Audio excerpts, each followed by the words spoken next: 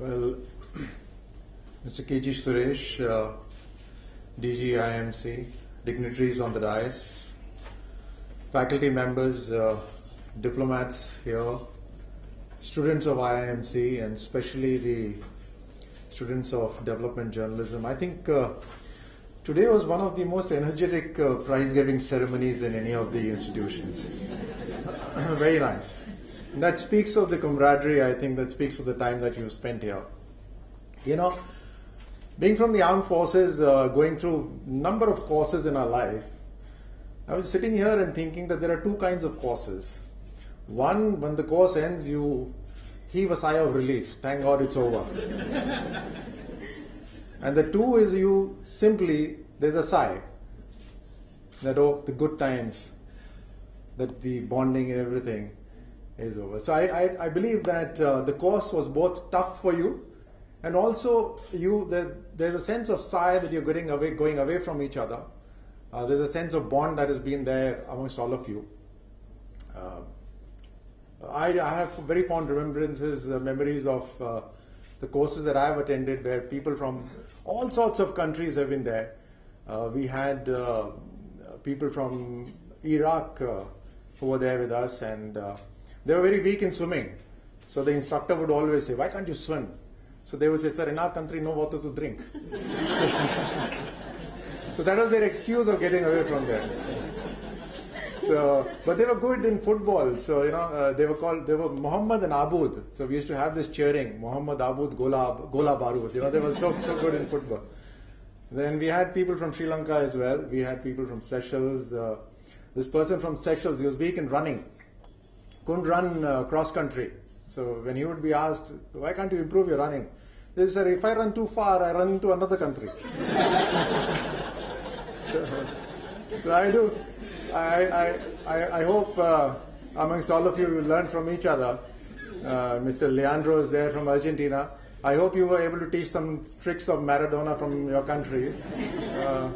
And of course, Mr. Obed, I hope you, did you take them all out for a run? Since you're from Kenya, yeah. And we have Miss Samia from Egypt. I'm sure she would have taught you how to walk like an Egyptian. Yeah. So I'm so glad that you all came together, and this high energy is something very positive. I'm so glad that you're carrying back good memories from here. You've made friends amongst each other. You've made friends from India. You are our unofficial ambassadors to your country. So you not just learn about your professionalism here, your career here, but there's so much about culture that you need to learn. You've learned and you've carried. I'm sure you would have liked our food. Did you like the Indian food here? Yes. Did any one of you learn how to cook? Sorry, butter chicken. I can see Delhi's had its effect on you.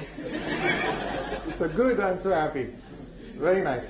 Culture is something that creates a great bond amongst all of us. So you know, I see two of the students were wearing saris. So that's wonderful. And I'm sure the people, the other students here from the information service and others have also learned about your culture in your country. We do need to keep this bond together, and to that effect, I'm glad that you have a Facebook page now. I'm surprised why you didn't have it earlier. A social media which is very prompt. This will help all of you remain in touch with each other and create. Well, I'll have to do a short course. I'll have to do a short course to join you. But yes, communication, the very field that you all are in, is changing rapidly. There's print, there's television, now there's social media. And these days, because of online news and because of social media and because of satellite communications, boundaries of countries are no longer relevant. And therefore, when you write, you're writing for the entire humanity. That's another aspect which is very new to communication. And like in all fields, training is essential. A lot of times we forget the basics.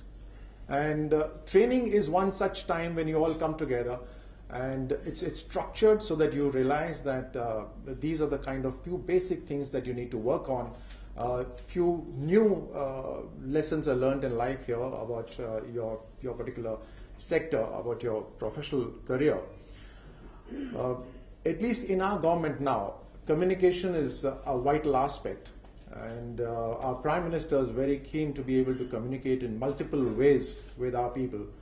So we not only have journalism via the print, so we are communicating to our people via print, via advertisements, via television, via social media. But he's developed a two-way communication when he does his Man Ki Baat on the radio. He solicits questions from the people and then answers them on the radio every once in a month. We also have a web portal called mygov.in.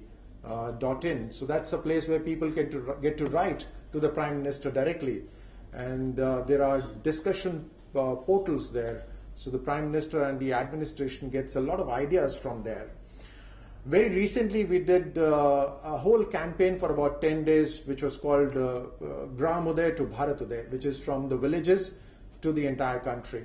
The whole idea was that ministers and officials go down to the villages and then understand the requirements of the villages and also empower them with the kind of authority that they wield, because now a large portion of financial support is going directly from the center to the villages.